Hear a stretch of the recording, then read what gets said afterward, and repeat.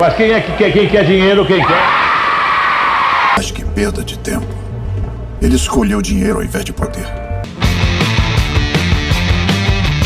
60 Dias do Mundo das Séries, dia 24, House of Cards. Francis Underwood é um congressista americano ávido por poder. Participa da eleição do presidente americano esperando receber um cargo de ministro do Estado, o que acaba não acontecendo justamente pela sua habilidade de trabalhar nos bastidores. O novo presidente deseja que trabalhe para ele no Congresso. Frustrado e furioso com essa traição, digamos assim, ele desiste de trabalhar pelo bem do presidente da República e acaba trabalhando em causa própria para que ele mesmo se torne o próximo presidente, o que acaba acontecendo. House of Cards é uma série aclamada pelo público e pela crítica. Bom, essa é uma constante aqui nos nossos devocionais, porque um dos critérios que utilizamos na escolha das séries foi justamente a crítica, as séries melhor avaliadas, aquelas que foram mais assistidas, enfim,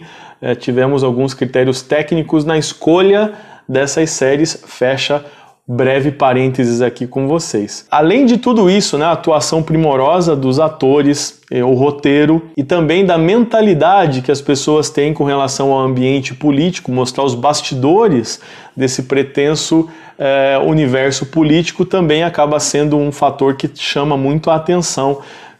Entender, ou ver uma série que mostra algumas questões por trás do palco, do Congresso, enfim, dos discursos oficiais, o que acontece nos bastidores. E há uma mentalidade com relação ao ambiente político de que os fins justificam os meios, de que, enfim, há muita corrupção, traição, enfim, uma série de questões aí que estão presentes tanto no imaginário quanto no noticiário dos nossos dias. E eu queria falar um pouco a respeito desse assunto, porque por muito tempo os cristãos eles abriram mão de uma série de elementos da sociedade em que vivemos, onde nós simplesmente abrimos mão de participar da sociedade, porque na mentalidade de algumas décadas atrás tudo pertencia ao diabo: política, dinheiro, entretenimento, enfim, todas essas áreas elas não diziam respeito aos cristãos.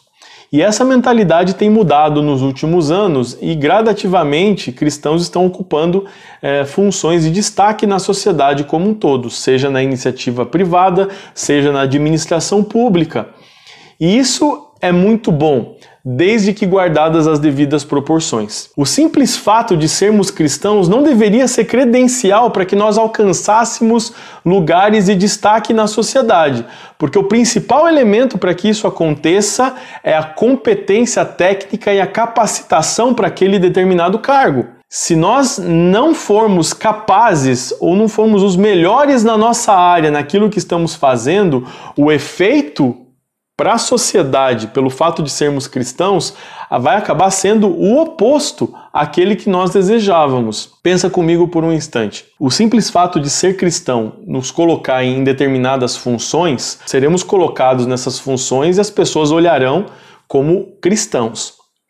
Se nós não cumprirmos de fato aquilo que nos é exigido naquela função, não formos os melhores naquela função, as pessoas vão olhar para os cristãos e vão ter uma visão deturpada do cristianismo a partir dessa exposição excessiva que vamos receber nessas posições. E o mundo político é um desses elementos.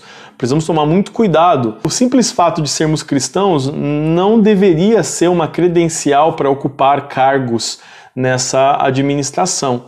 Devemos ser reconhecidos pela qualificação técnica, pela capacitação e por sermos bons naquela área. O fato de sermos cristãos seria algo secundário que seria descoberto depois, na medida em que ao desempenhar funções adequadamente, para a qual nós fomos capacitados e temos currículo para isso, a moralidade cristã nos colocaria como pilares de justiça e de moralidade dentro daquele ambiente, o que seria um ponto positivo, que as pessoas veriam que os cristãos, além de capazes, além de qualificados, também têm uma moralidade, uma ética acima da ética normal para o restante da sociedade. Porém, Se ao contrário, apenas usarmos a credencial de cristãos para desempenhar essas funções, sem ter a qualificação técnica para aquilo, seremos medíocres naquilo que nós fizermos.